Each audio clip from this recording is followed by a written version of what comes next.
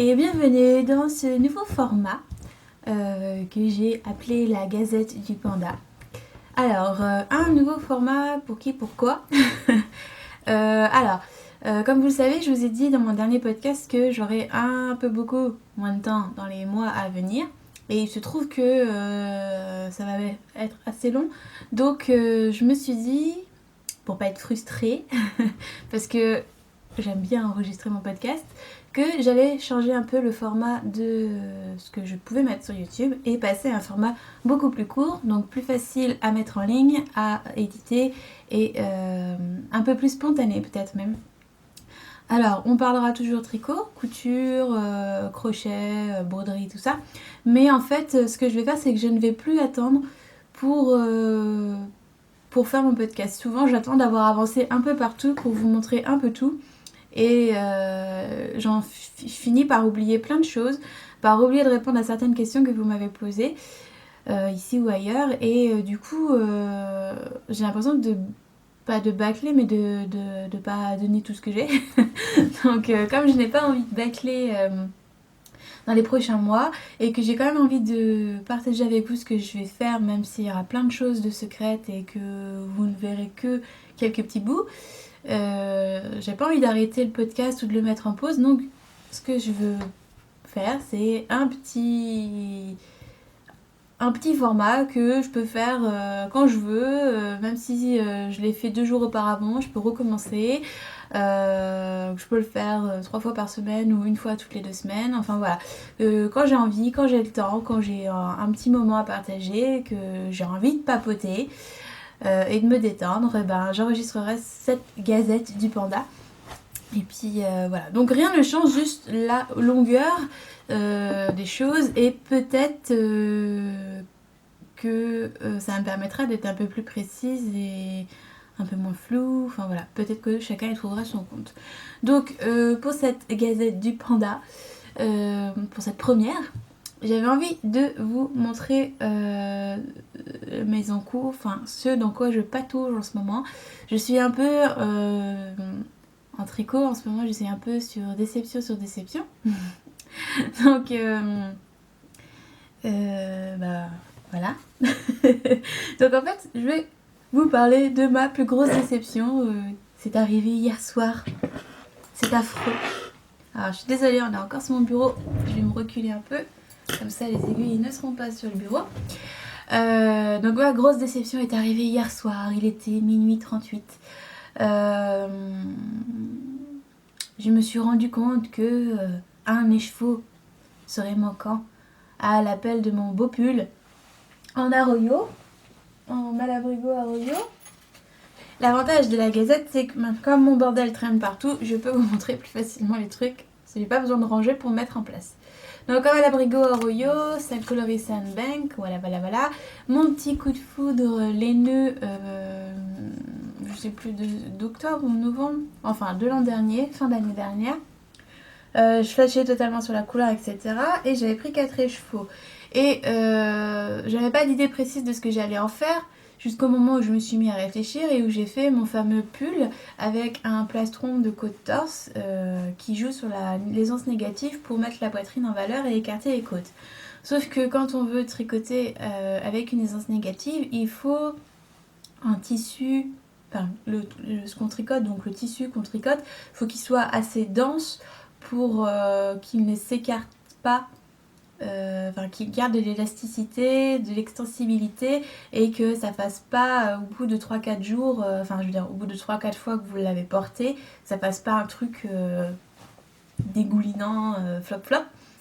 Donc il faut tricoter avec une taille d'aiguille assez de manière à avoir un tissu assez serré en fait. Et du coup la Arroyo, qui est une des cas, je la tricote en 3,5. Ce qui est une taille normale, mais ça me donne un tissu très dense et du coup pas très épais, mais chaud en tout cas, et extensible. Et du coup, 4 écheveaux, c'est pas suffisant quand on travaille en non dégaugé en fait. Parce que j'ai déjà fait des pulls en DK comme ça, avec le même métrage, et 4 écheveaux, ça suffisait amplement, mais là non.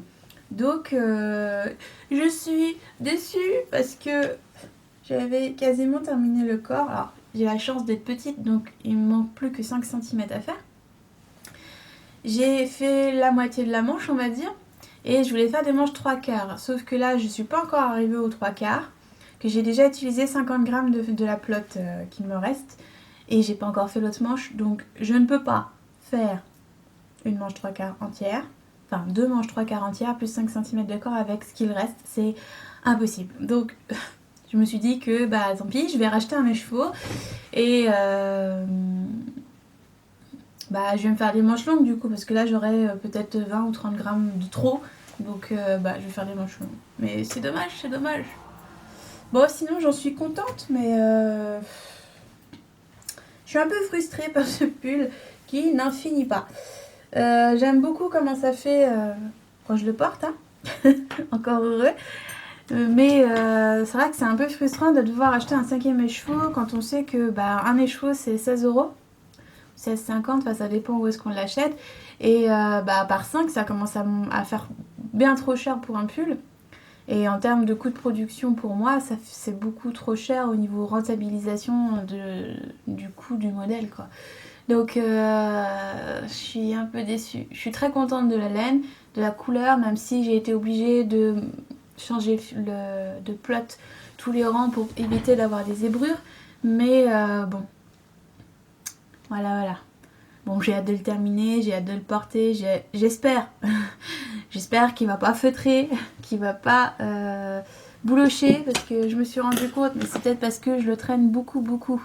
Ça fait un moment qu'il traînouille, mais je sais pas si vous allez voir, mais voilà, il commence à faire des micro-bouloches. C'est moyen. À force de traîner sur mes jambes, enfin vous savez quand on tricote, on met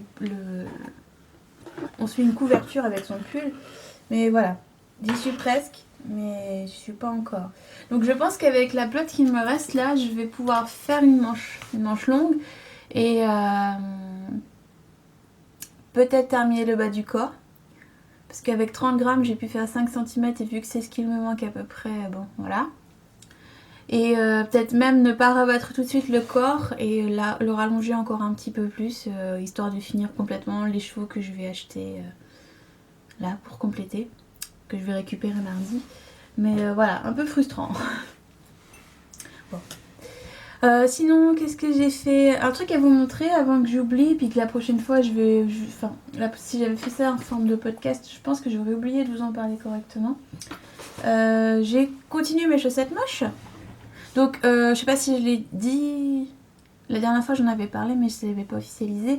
Le Cal Miss Chaussette Moche est bien en route. Donc, si vous voulez participer, c'est simple, vous faites une chaussette moche, tout simplement. Alors, c'est pas une chaussette moche trouée, sale, voilà, non, rien à voir. C'est juste un fil qui ne vous plaît pas, ou, pas forcément, ou qui pique les yeux. Donc, vous pouvez aimer la chaussette. Vous pouvez aimer votre chaussette moche. Ce n'est pas interdit d'aimer les chaussettes moches. Mais ça doit arracher un œil. Voilà. Donc du fluo, 1400 couleurs dans une même chaussette, des tonnes de restes de fil à chaussettes qui ne vont pas forcément ensemble, mais qui sont toutes sur la même paire de chaussettes. Bref, vous avez l'embarras du choix. Faut juste garder à l'esprit que chaussette moche, c'est tout à fait subjectif, que c'est complètement interprétable. Voilà.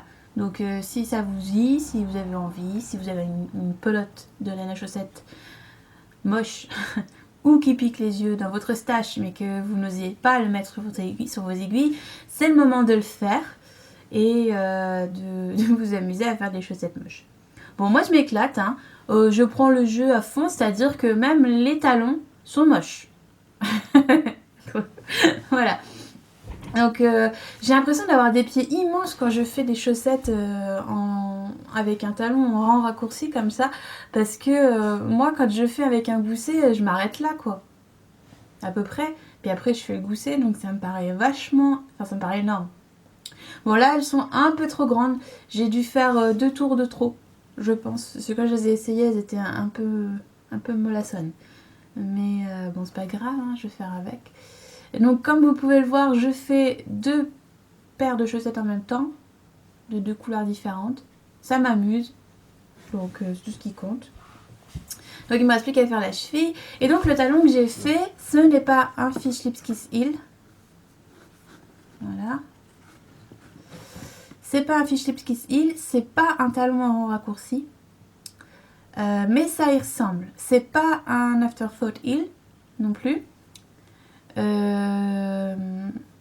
C'est un talon sans rang raccourci, sans maille enroulée, sans maille jumelle, pas de rang raccourci à l'allemande ou à la japonaise, aucun rang raccourci. Ça m'a intriguée, donc c'est pour ça que j'ai voulu essayer. Je voulais voir si c'était mieux réparti ou plus pratique. Enfin, je veux dire plus pratique dans le sens où on n'a pas à relever le wrap ou à dissimuler la maille jumelle. Moi j'ai beaucoup de mal à dissimuler les mailles jumelles sur du jersey. Bizarrement, moi les mailles enroulées c'est vachement mieux. C'est beaucoup plus invisible pour moi. C'est parce que j'ai une bonne tension sur les deux côtés de mes rangs, donc ça marche bien. Mais du coup, la maille jumelle, j'arrive pas à mettre la bonne tension et j'arrive pas à faire des mailles jumelles propres sur du jersey. Donc je le fais rarement.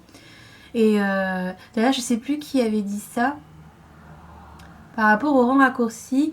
Que Rory Locatelli avait mis des wrap and turn, donc des mailles enroulées dans un modèle, et puis la personne disait oui mais c'est Rory Locatelli, elle va pas nous dire de faire ça si c'est pas bien. Elle vous a dit, enfin elle dit de faire des rangs raccourcis avec des mailles enroulées parce que elle c'est la technique qu'elle utilise et sur son tricot ça marche très bien. Et ça veut pas dire que c'est mal si vous n'y arrivez pas ou si c'est moins invisible pour vous, c'est juste que votre façon de tricoter n'est pas compatible avec la maille enroulée, tout simplement. Ça a aucun... Il n'y a pas de meilleure méthode pour faire quelque chose. Bref. Et du coup, j'en suis contente de ce talon. Pas de trou. Mais alors, pas de trou du tout, même aux jonctions. J'en suis super contente. Il n'y a pas de maille grossière. Enfin, là, il y a mon pouce derrière. Vous devriez voir quelque chose s'il y avait des trous, mais il n'y en a pas. Et... j'ai peut-être pas pris la bonne couleur pour vous montrer. Peut-être que ce sera plus facile avec cette couleur-là. Ah, non, si, je vois pas ce que je fais. Bon, voilà. On voit des espèces de petits ponts et c'est tout. Et j'ai pas de trou à proprement dit. Voilà. J'ai pas de trou aux jonctions. Bon, je vous montrerai mieux quand je les aurai terminées. Mais il n'y a pas de trou aux jonctions ni rien. Je le trouve très propre et très sympa à faire. Donc en fait c'est le principe du talon. En fait quand vous faites votre rang raccourci, soit vous enroulez une maille, enfin vous tricotez jusqu'au moment où on vous le dit. Et puis soit vous enroulez la maille qui suit, soit vous faites une maille jumelle. Soit vous faites comme les rangs raccourcis à la japonaise, vous mettez un petit marqueur pour retenir le fil, etc. Et là en fait c'est presque un talon raccourci avec des... Non, un talon à rang raccourci à la japonaise, presque. C'est quasiment le même système sauf qu'on ne bloque pas les fils pour mettre le marqueur. Donc en gros, on tricote jusqu'à la maille indiquée, on tourne sans wrap, sans rien, et on reprend dans l'autre sens. Enfin... On tourne, on glisse la première maille pour pas la retricoter et on tricote le rang à la prochaine maille qu'on doit, entre guillemets, faire en rang raccourci. On tourne, etc. Donc on tourne sans rien faire. Et une fois qu'on a fini, on arrive à faire cette partie-là. Une fois qu'on a fini, on fait donc la partie qui suit, comme un talon en rang raccourci basique. Et quand on arrive à la maille, au lieu de ramasser le wrap ou quoi, enfin de faire comme on fait d'habitude, on ramasse le brin qui est entre les deux mailles. Donc entre la maille qui a été glissée au rang précédent et le brin qui est juste après, on ramasse le brin, on tricote ensemble avec la maille et ça donne ça. Ça donne ce dessin particulier. Et on s'embête pas à faire des rangs raccourcis, enfin voilà. Je trouve ça très intéressant. Je m'y suis repris à 2 fois pour le faire quand même parce que j'arrivais pas à voir le trou. Parce que, en fait c'est un talon gratuit, qui a été expliqué plusieurs fois et qu'on retrouve gratuitement sur un blog. Donc c'est en anglais mais c'est tout bête et il y a les vidéos. Je vous mettrai le lien par là quelque part. C'est tout bête et je trouve que ça fait vachement bien le job. Il n'y a pas de trou comme on peut avoir avec les mailles jumelles. Enfin voilà, moi j'en suis contente. Ça correspond avec ma façon de tricoter en fait. Et c'est pas mal du tout. Donc si jamais vous avez envie d'essayer un autre talon que les rangs raccourcis, c'est pas votre tasse de thé, celui-là il est pas mal. Bon, il ne me reste plus qu'à finir les chevilles. Et puis commencer les deux autres. Du coup je vais avoir des restes pour ma memory blanquette. Mais à mon avis je vais avoir beaucoup de restes. Voilà, pour les encours. Sinon j'ai reçu une jolie petite chose rouge. Tada. Tiens, ça rend pas mal là. Je me suis bien exposée à la lumière. C'est pas mal ce coin. C'est de la By Simone. Je vous avais dit qu'il m'en manquait une. C'est une de celles que j'ai commandées. Et c'est de la Merino Superwash coloris cerise. Et donc je l'ai acheté pour mon fameux e-book. Voilà. Mon fameux e-book. Donc ça fera partie de l'e-book d'automne parce que le rouge, je trouve que c'est une couleur d'automne. Ça me fait vraiment penser à ça. Voilà. C'est l'inspiration. Du coup, merci à Utilisatrice 42 de m'avoir envoyé ces jolies petites feuilles dans mon colis de swap parce que c'est grâce à ça que j'ai eu l'idée pour ça. Et du coup, il ira avec ses copains qui sont toujours de la By Simone. Le reste de 50 grammes de sablé qu'il me restait de mon châle Notonecté et le coloris noisette. Toujours By Simone, toujours Merino SW. Voilà, je trouve que ça fera un très joli combo nature automnale. Légèrement flashouille avec le cerise, mais je suis complètement conquise. Complètement. Ouais, complètement. Elle est belle cette laine. Il est beau ce rouge. J'espère juste qu'il va pas dégorger des masses parce que sur le sablé, ça va être un peu... si ça bavouille dessus, hein. Bon, je vais faire attention, je mettrai du vinaigre, tout ça. Mais donc c'est un des projets de mon e-book qui sortira en septembre. Donc bientôt sont mes aiguilles. Et comme je suis toujours dans mon truc automnal, j'ai commencé à échantillonner, j'ai échantillonné pour pouvoir commencer la semaine prochaine un autre des modèles de mon e-book avec les laines de Madeleine et Philibert que j'avais eu un réel coup de cœur pour ces deux coloris je sais plus quand, mais en fin d'année dernière. Donc c'est le coloris Bruxelles, je sais pas, je veux pas effaroucher les Belges. Bruxelles et Reykjavik. Un beau gris moucheté de jaune, de rouge et voilà, on voit mieux là. Et d'anthracite. Il est très beau. Alors comme ça, je les aime beaucoup. Et à la base, j'avais prévu un modèle avec des rayures, donc c'était parfait. Sauf que un bon panda change toujours d'avis. Et je suis partie sur de la dentelle. Et sur un modèle qui mêlera donc jersey uni en Reykjavik et dentelle en Bruxelles. Bruxelles. Dites-moi ce que je dois dire parce que je veux pas. Enfin bref, voilà. J'aime l'association des deux et en fait c'est assez représentatif de ce qu'on pourra voir sur le pull puisque on aura comme ça un pan de dentelle qui sera proche qui sera encadré de jersey Reykjavik. Alors ça va pas piquer les yeux, mais disons que ce sera pas le vêtement le plus inaperçu dans lequel on passera le plus inaperçu. Mais ça aura l'avantage de mettre les couleurs en valeur. Donc voilà. J'aime beaucoup ce petit point. Ça s'appelle le point de diable, je crois, dans le bouquin que j'ai vu en tout cas. Parce que j'ai beaucoup de bouquins. Et il y a des bouquins qui appellent torsades, qui donnent des noms aux torsades, donc des vrais noms aux torsades en anglais, et j'ai d'autres bouquins en français, etc. Où c'est pas écrit, il n'y a pas de nom particulier, c'est juste marqué torsade 1, torsade 2, torsade 3, et pour les points, des fois, c'est points j'aurai 1, 2, 3, donc c'est pas, je pense qu'il n'y a pas de nom attitré à un point, mais il me semble que celui-ci, ça s'appelle le point de diable, sur le bouquin que je feuilletais et pour me donner des idées de panneaux de dentelle. Je voulais un panneau de dentelle pas trop trou-trou, mais trou-trou quand même. Enfin, je me comprends. Bref, voilà. C'est tout ce que j'avais à vous dire pour cette gazette du panda.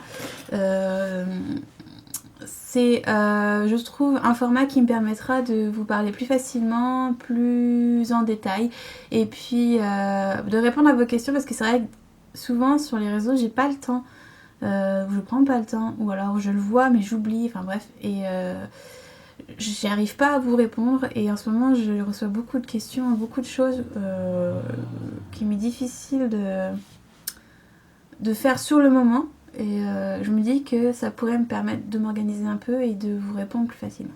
Donc si jamais vous avez des questions, n'hésitez pas à me les reposer.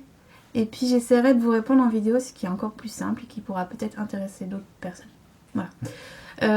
Voilà. Sur ce, je vous laisse. Je crois que la prochaine fois, parce que je sais qu'on m'a posé la question, mais je le ferai, je vous parlerai de mon mois de chocolat. Quelqu'un m'a demandé comment j'avais fait.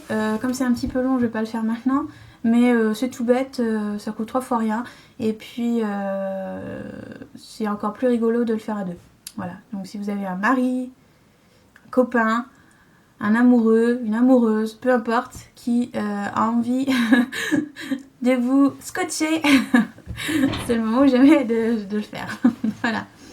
Bref, on se retrouve je ne sais quand, du coup, la prochaine fois que j'aurai envie d'enregistrer, quand j'aurai fini quelque chose ou que j'aurai commencé quelque chose, parce que là ça va quand même pas mal tourner. Donc voilà, comme je disais, je serai moins présente sur les réseaux. Je suis toujours disponible sur Ravelry, même si je mets 10 ans à répondre. Si vous avez un problème avec un de mes patrons, essayez le SAV, même si j'ai un peu de mal à être dessus. Dans le pire des cas, essayez directement l'adresse de support que je laisse dans tous mes patrons. Il y a toujours une adresse de support sur la première page du patron. Si vous avez une question, n'hésitez pas à envoyer un mail. Je réponds plus vite au mail qu'au SAV sur Ravelry. Voilà. J'essaye de pas trop me disperser. Voilà, donc je vous dis à la prochaine fois. Merci pour tous vos petits mots qui m'ont dit la dernière fois que j'avais l'air fatiguée, etc. Je suis fatiguée, j'ai eu pas mal d'insomnie à cause de mes douleurs dans les mains, mais c'est passé, donc on croise les doigts. Et voilà, donc merci beaucoup de vous inquiétez pas. Plus que ça, tout va bien. On se retrouve peut-être la semaine prochaine. Dans tous les cas, je vais à l'AEF, je vous l'ai déjà dit, je sais, le 2, et j'irai probablement le matin. Voilà, parce que je dois rentrer assez rapidement sur le Mans, donc je ne pense pas y passer ma journée. Et voilà, le matin à l'ouverture, je pense.